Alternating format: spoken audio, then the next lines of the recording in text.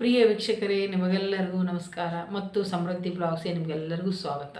ಇವತ್ತಿನ ಮನೆಮದ್ದು ಏನೆಂದರೆ, ತಲೆ ಕೂದಲು ಉದ್ದವಾಗಿ ಬೆಳೆಯೋಗೋಸ್ಕರ, ಆಮೇಲೆ ಶೈನಿಂಗಾಗಿ ಹೊಳಿಗೋಸ್ಕರ ಇನ್ನೊಂದು ಹೊಸ ಮನೆಮದ್ದನ್ನು ನಾನು ತಿಳಿಸ್ಕೊಡ್ತೀನಿ.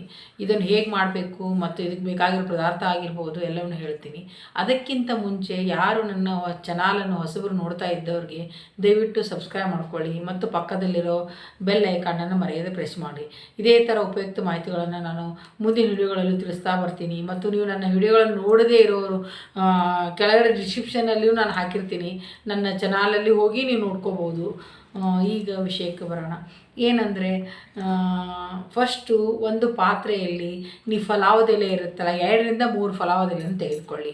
ಅದಕ್ಕೆ ಒಂದು ಹಿಡಿಯಷ್ಟು ಕರಿಬೇವಿನ ಸೊಪ್ಪನ್ನು ಹಾಕಿ ಚೆನ್ನಾಗಿ ಬೇಯಿಸ್ಕೊಂಬಿಡಿ. ಅದನ್ನು ಬೇಯಿಸಿ ರಸ ಹಾಕಿ ನೀರು ಹಾಕಿಬಿಟ್ಟು ಚೆನ್ನಾಗಿ ಬೇಯಿಸ್ಕೊಂಬಿಡಿ.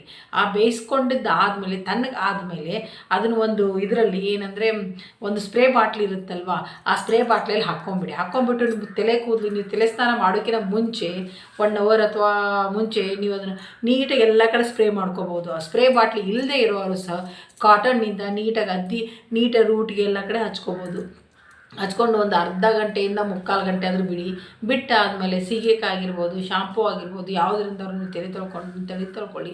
ಇದೇ ಥರ ವಾರದಲ್ಲಿ ಒಂದು 2ರಿಂದ 3 ಸರಿನೂ ಮಾಡ್ತಾ ಬನ್ನಿ. ನಿಮ್ಮದು ಡ್ಯಾಂಡ್ರಪ್ಪು ಹೋಗುತ್ತೆ, ಆಮೇಲೆ ಕೂದಲು ಶೈನಿಂಗಾಗಿ ಬರ್ತದೆ, ಸ್ಮೂತ್ ಆಗ್ತದೆ, ರಫ್ ಇದ್ದರೂ ಸಹ ತುಂಬ ಸ್ಮೂತ್ ಆಗ್ತದೆ. ಆಮೇಲೆ ಇದೇ ಥರ ಉಪಯುಕ್ತ ಮಾಹಿತಿ ಮತ್ತೆ ನಿಮಗೆ ಬೇಕಾದರೆ ನನಗೆ ಕಮೆಂಟ್ಸ್ ಮಾಡಿ ತಿಳಿಸಿ. ನಾನು ಮತ್ತೆ ಮುಂದಿನ ವಿಡಿಯೋದಲ್ಲಿ ನಾನು ತಿಳಿಸಲು ಪ್ರಯತ್ನ ಮಾಡ್ತೀನಿ. ಆಮೇಲೆ ನೀವು ನನ್ನ ಚಾನಲನ್ನು ನೋಡಿದ್ದಕ್ಕಾಗಿ ನಿಮಗೆಲ್ಲರಿಗೂ ಧನ್ಯವಾದಗಳು. ಮತ್ತು ಈ ವಿಡಿಯೋನ ಇವತ್ತಿಗೆ ನಾನು ಮುಕ್ತಾಯ ಮಾಡ್ತೀನಿ. ನಮಸ್ಕಾರ.